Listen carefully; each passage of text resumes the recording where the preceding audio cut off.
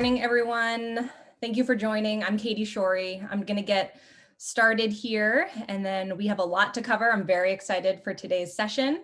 This is our fourth one of these Entrepreneurs and Ecosystem Builders speaker series. These virtual events feature thinkers and doers from across the state who are working on and building really awesome companies and products, and also featuring folks who are helping to further develop our startup ecosystem. So today's event would not be possible without our sponsors, Bangor Savings Bank and Maine Technology Institute, as well as our business news sponsor, Maine Biz. So for those who don't know, Maine Technology Institute was founded and funded in 1999 by the Maine State Legislature, and they offer grants and loans, equity investments, and services to support Maine's innovation economy. And they support things like new ideas, products, or methods with the potential to grow and diversify Maine's economy and increase the number of quality jobs throughout the state by directly supporting innovators. And they also support Maine's innovation economy through event sponsorships that promote innovation and entrepreneurship in Maine, such as this series. So we thank them. They have been such a supportive sponsor and partner over the years. So to learn more and find out if you are eligible for their funding, visit mainetechnology.org. And now I'm just going to show a brief video from our other sponsor, Bangor Savings Bank. So bear with me here.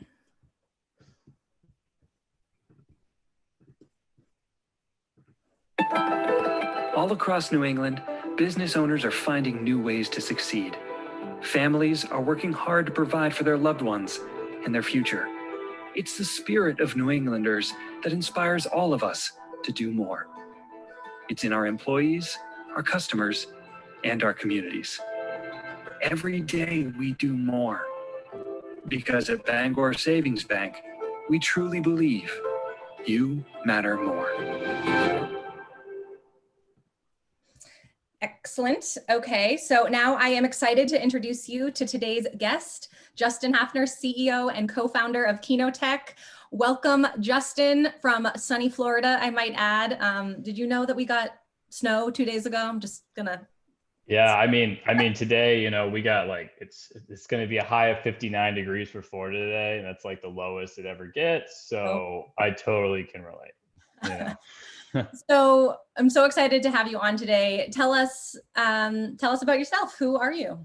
Yeah, I'm really excited to be here. I've been looking forward to this for a couple of weeks now. But I'm Justin Hafner, you know, CEO, co-founder of KinoTek.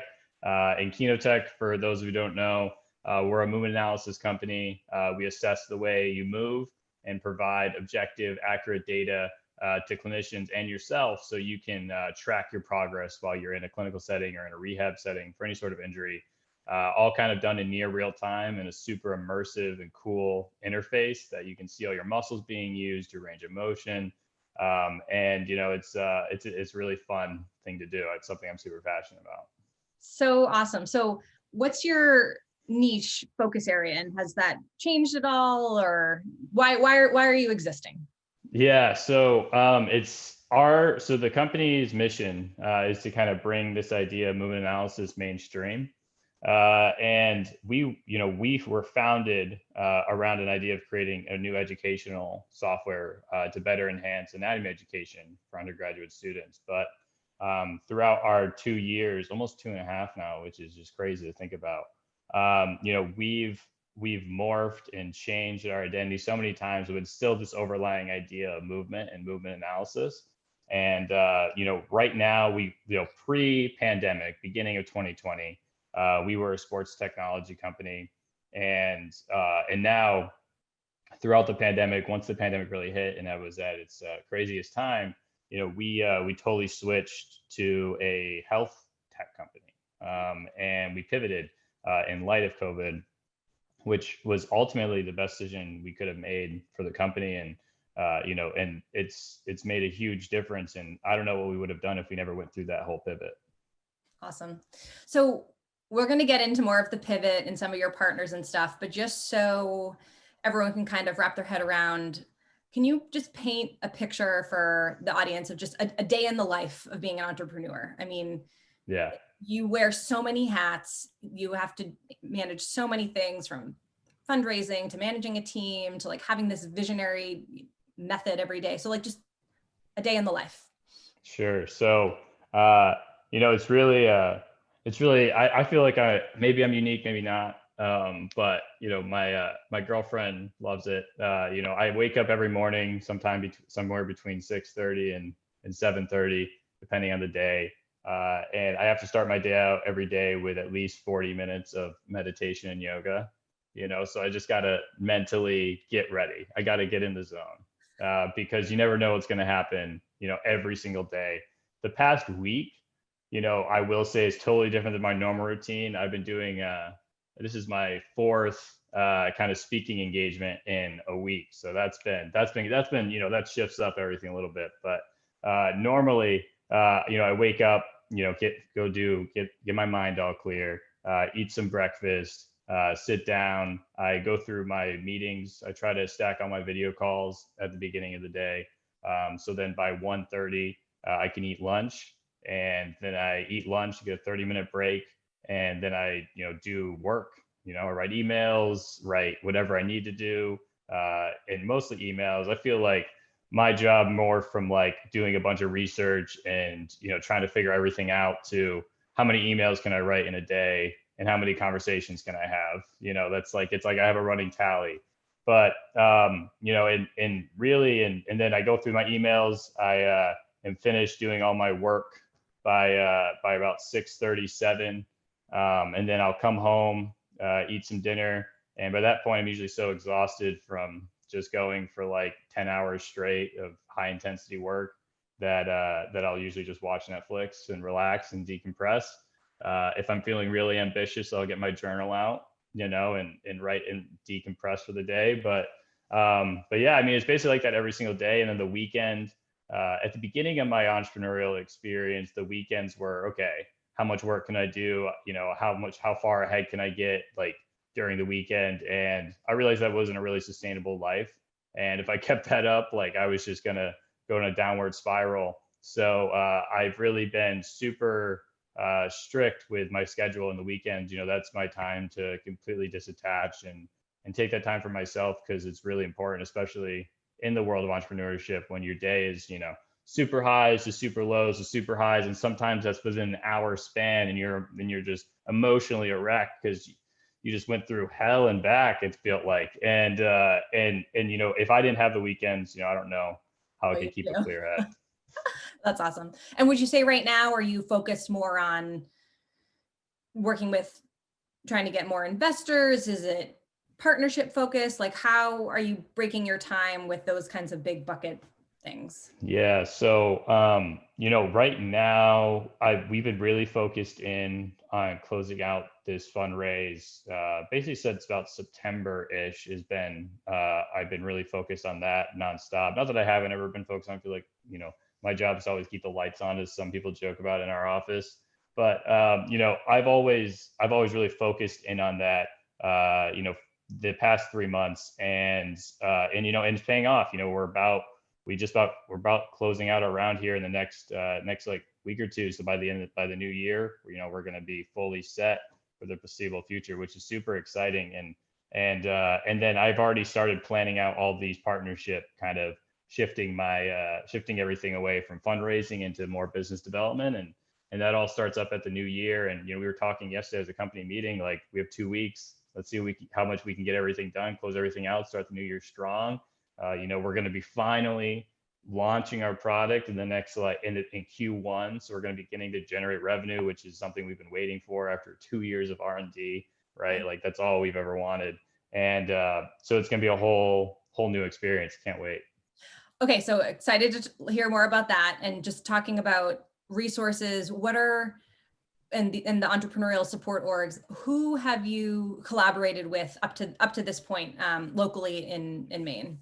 Yeah, so MTI has been one of our biggest resources we could ever ask for, and forever grateful for Brian Whitney, everything they're doing at MTI, and it's really gotten us to the point we are today. I mean, it's been a huge asset, and it's really helped me grow into an entrepreneur. Just their whole process of looking at the grants, you go through the grants, then you're doing all like the one-on-one meetings, you learn a lot. And then the next really big one that's really changed and really set the foundation for how I got to Florida, right, is Pad Accelerator. Top Gun was super awesome, and I, nothing, and super happy we went through the whole Top Gun process. That was really the beginning point, and then having go from Top Gun to Scratchpad was a perfect timing. And and Scratchpad really helped us kind of think about that, just moving from an idea to more of a company, and then doing all the legwork in between to kind of building out financial models, taking it to that next level that we haven't before. And then of course probably the other big one that I feel like is started Maine, and yourself, Katie, like the PR, the shared collaboration, sharing our information, and a huge resource for us that we still have contacts at. It's when we went to TechCrunch, and TechCrunch Disrupt was such a great experience. October 2019, which is over a year ago now, which is crazy to think about. And having us go to that was huge. Awesome. That's great to hear. And we hope we can do more things like that. So you've also had some other pretty big partnerships be announced in the media. So talk about Microsoft. What's going on there? Yeah. So Microsoft, I think honestly, like this time last year, you were to say like, oh, you're going to be working with Microsoft. I'd be like, yeah. And I doubt it. But it's been a totally different experience, right? Because everything I've worked with in Maine and kind of different partnerships, it's that small business kind of a vibe, really kind of entrepreneurial, forward thinking. Not that Microsoft isn't forward thinking by no means, but like, I haven't worked with a huge bureaucratic organization. And in our relationship with Microsoft, when we pivoted, we partnered with Microsoft back in March to just, we got into their startup program, and they were going to give us Azure credits, which was, awesome, right? And then it morphed, by May. That was in March, and then by May, we're using their camera and we're working. It's more like, oh wow, we are partners. It's not just like, oh, we're another one of their B2B, companies that are getting Azure credits, right? Like, okay, we're actually like doing this together with them, and then now our relationship is so strong. It's really kind of cool. We, recently we were one of 3 companies that they're partners with. So only one of 3 companies in the world that are on their pre-product list for our specific industry. So we get to see and we get to help, build what the next like big cameras are that's coming out and things like that, right? And that's an amazing feeling, right? Because they're 24 months, 18 months out what the everyday consumer will see. And we're able to get on the ground floor of what that looks like, pre-alpha, before they're even ready to test it, and help them kind of build that synergistically together. And that's really cool. That's super cool. And it's totally different working with them, but now we've really learned how to navigate the organization, and we have our contacts that we can go right to with one email away. But when we were first starting out, it was like, all right, we had to go through 3 months of change of command before we talk to the person we need to, right? Wow. but now it's going super well. Do you have a piece of advice for somebody who's maybe like they've also never worked with a large bureaucratic company before? Like any insights there of just like what it's going to be like? Patience? Totally. Like just get on LinkedIn as soon as you can and find out who's the head of the department that you need to work with. And their startup programs are usually great, but you'll get more done if you partner with a department or a specific product, rather than going right to whoever that product manager is, whoever that program manager is. Starting out in the startup thing is good because you get, they'll help you with intros, but it's really just go right on LinkedIn and find the person who's doing it, tell them that you're already starting the process, and then they'll just talk to you. Awesome. So go back to the pivoting process. How did that come about, and how did you navigate it? Yeah, so we applied to Techstars Sport Accelerator, and we ended up not getting in. And this was at the beginning of the new year of 2020, and pre-pandemic, we applied to Techstars, and then halfway, about halfway through April, we were at the final stage of the Techstars accelerator. Like, just we're gonna find out any day who's in, and we find out that we were the last cut. We were number 11. They only took 10. And the reason why we didn't get, we couldn't be with the sports teams this summer. They didn't think that was going to be possible with using sensors and having, some athletes using this. It would be a logistically nightmare, and didn't even know what was going on with sports leagues that time. So, but they gave us amazing market research and insights into, the industry and kind of where they see it heading. And that's when, we decided, we saw that Microsoft just released this new camera. And we got into their startup program. So we asked them about them, like, hey, like, and they're like, yeah, we can get you, we know that person, like, we can do an introduction to that department. And so they did.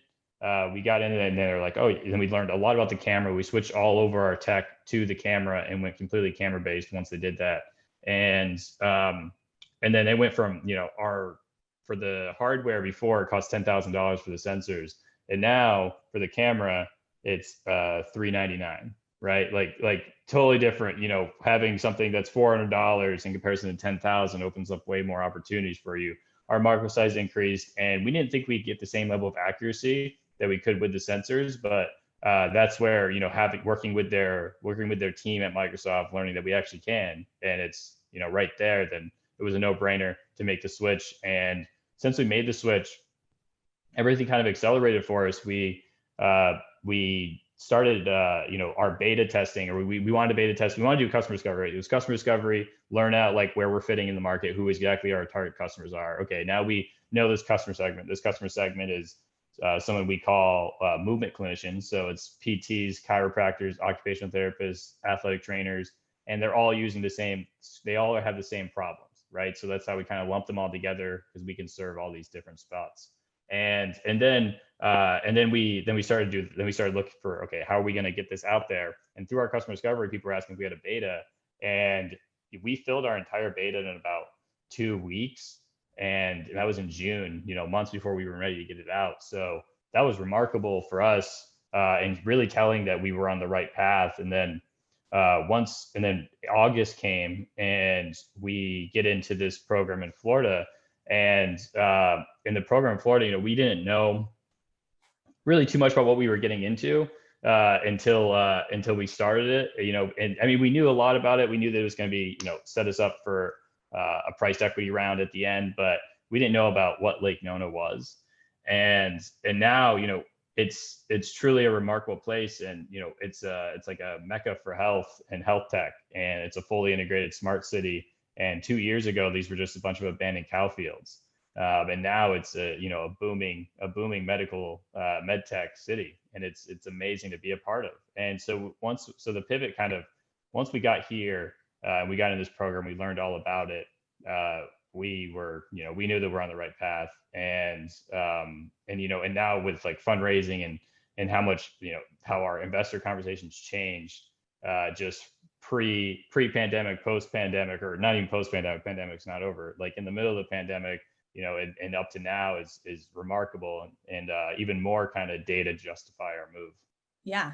So that sounds like an amazing success story that is so exciting for everyone to hear, seeing where you started in Maine and where you are now. We did have one little question pop up that in the Q&A, which if you can't answer, totally fine, but someone was asking how you're protecting your IP as you're working with Microsoft. Like, do you have are there legal protections in place for you? Totally. Yeah, we have, there's clear, like, we have NDAs, one that with both parties, and then we've already set up all of like since we are licensing a part of their technology, using it into our camera, like they're not using any of ours. There's no kind of middleman. We have our own kind of lanes, and we stay in them, but sometimes we got to talk to each other to make sure we're doing the right thing. Got it. Okay, so we only have 10 minutes left, so we have a lot left to cover. So are there other success stories that you want to, that you're happy about, or anything coming down the pipeline that is, making your heart sing? Yeah, totally. I mean, well, there's the part of generating revenue first time, which is going to be super exciting. But there's also just the things that we've done as a team throughout the pandemic and up to now, and really the past 6 months, are just amazing. So I'm gonna, shout out to everyone at KinoTek, because we've accomplished so much over the past 6 months that most startups, I feel like aren't able to do in this short amount of time. And we've changed our entire company into really a machine that's just growing and is off to the races. And and it's really awesome. We shift our way from, there's all these things that could be in our way that could cause us failing, and now we're at the point, it's like, okay, we just can't get in our own way, and as long as we can stay out of our own way, the sky's the limit. Awesome. So what's a frustrating problem that you're facing right now, you would say? Yeah, totally. So pandemic, right, is obviously, that presents issues in itself. But throughout the fundraising process, it was definitely a lot of ups and downs. And really, come fall of this year, we've got it truly figured out, and we're gaining traction, and fundraising is looking good. But before that, I feel like we've gone through the MTI process, which was phenomenal, and the $100,000, and then applying for a phase 3 kind of development loan, amazing. But sometimes I feel like there's a gap in, maybe it's Maine or just overall, that once you've kind of gone through this grant phase, and you need more funding to kind of bridge that gap. And luckily, like, that funding for us came from the PPP, like of all things, right? And we were able to it was just perfect timing for us that we had that gap filled. But if we didn't have that gap filled, we don't know what we would have done. And I think that it's just, we need to present ourselves as less risky, but also as the state of Maine, when we're pitching to investors, there's a level of risk that comes with being an early stage investor. And I just I hope that we can kind of make strides in that direction as a state, because there's a lot of companies that don't even want to raise money and don't even know where to go in the state of Maine. And luckily, we had connections outside the state, and everything kind of lined up for us. But there's a lot of companies that don't, and there's this risk acclimate that we have to change, or else it's going to be really hard to move forward and do all the things that we want to do as an ecosystem in a whole. And I feel like that was really one thing that was super frustrating, from like July to September, and somewhat a little bit into October, was just, we feel really confident ourselves. We're showing everything, but there's obviously still risk coming in an early stage. And there's not investors that are going to take that risk in Maine, and trying to find the right ones, was a battle, and and it's tough. Okay, so there's this gap in fundraising and getting access to the capital for those pre-revenue early stage companies, and we need to work on our risk aversion in the Yes. state. We've talked about a lot, we need people to think bigger and not think so small. Yeah, and that's just kind of like, to kind of go on that, to give perspective, right? If I say that we're going to be a unicorn in Maine, we get told, oh, no way. Like, that's too big of a company, or, that's not possible. I say that down here in Florida, and they'll truly be like, tell me how. That's really cool. I want to hear all about it. It's a totally new way of thinking. In Maine, you're a unicorn, you get dismissed. You're thrown out the door, just by saying it at such an early stage. And here in Florida, in this huge, like booming startup ecosystem down here, and coined the Silicon Valley of the East Coast, you say you're going to be a unicorn, you get a conversation with them. They're going to talk about it. They're going to pick your brain. They're going to believe in you. And that's a totally different change, and something that we really need to think about. That's really uplifting, though, because you're like, okay, these are my people. So meaning people who are into you thinking big. We're keeping you in Maine. Let's be very clear. Were you, or are you, a candidate for non-dilutive funding like SBIR? Do you know?